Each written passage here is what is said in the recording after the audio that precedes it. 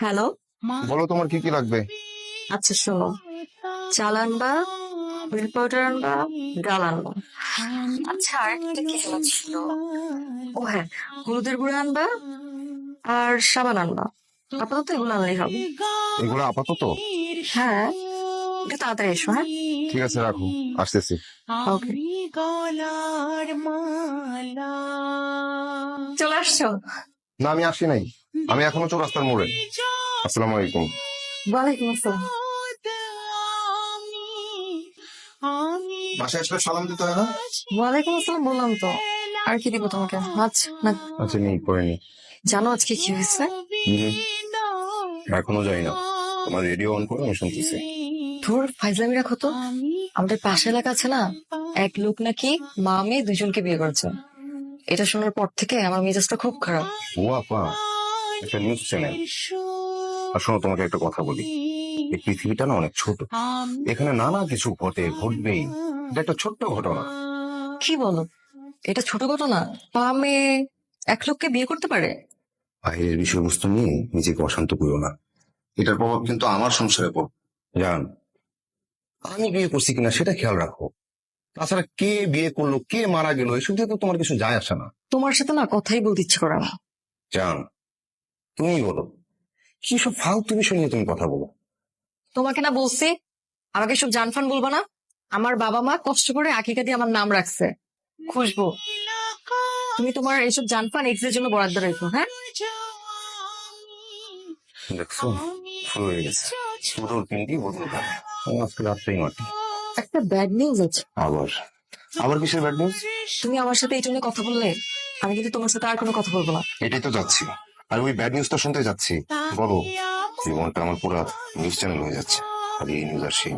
আরে শোনো, কানে ছিল নিছে। ও সরি, কি যে বলে, এতদিন ভাবতাম যে ছিলে কান নিছে। কি ব্যাপার? আমি এতদিন ভাবতাম যে মানুষজন মনে হয় মিথ্যা কথা বলে, কিন্তু বিষয়টা দেখে আসলেই সত্যি। কি? পাশের বাসার তপা ভাবি আছে না, ওনার ননদ তো বাসায় চলে আসছে।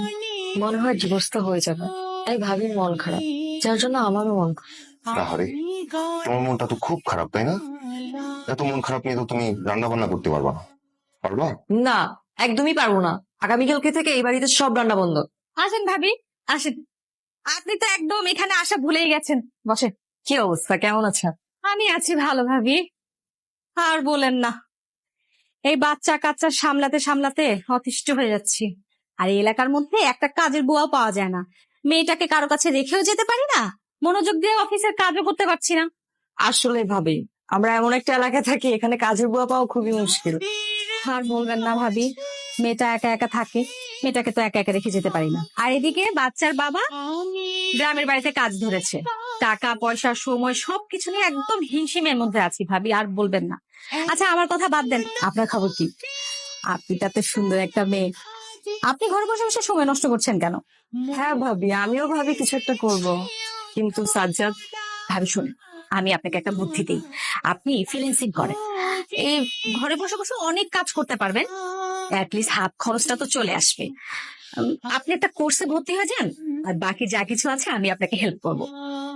আসলে আমি সংসারটা নিয়ে এত ব্যস্ত থাকি, আর কোনো দিকে সময় দেওয়ার কথা ভাবতে পারি না। আচ্ছা তাহলে ভাবি এটা ভাব, আপনি বাইরে অ্যাপ্লাই করেন, আপনার ভালো কোয়ালিফিকেশন আছে। আরে এই দেশে আমাদের কিছু হবে না ভাবি।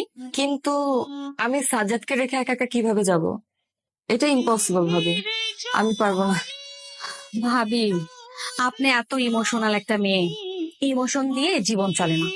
আপনি এত সুন্দর একটা মেয়ে, এডুকেশন কোয়ালিফিকেশন সবকিছু আছে, ঘরে বসে বসে জীবনটা কেন নষ্ট করবেন? একটা সময় যে দেখবেন জীবনে টাকা পয়সার অনেক দরকার আছে। আরে ভাই, সেলফ ডিপেন্ডেন্ট হন। আপনাকে আমার এই জন্য এত ভালো লাগে, আপনি আমার কথা অনেক চিন্তা করেন। আজ উঠি ভাবি। চলে যাবেন? হ্যাঁ ভাবি, সাজ্জাদ আসার সময় হয়েছে তো। আর এটা কিন্তু ফার্স্ট টাইম রান্না করেছি, বলবেন পায়েসটা কেমন আছে? হ্যাঁ হ্যাঁ হ্যাঁ অবশ্যই। আচ্ছা।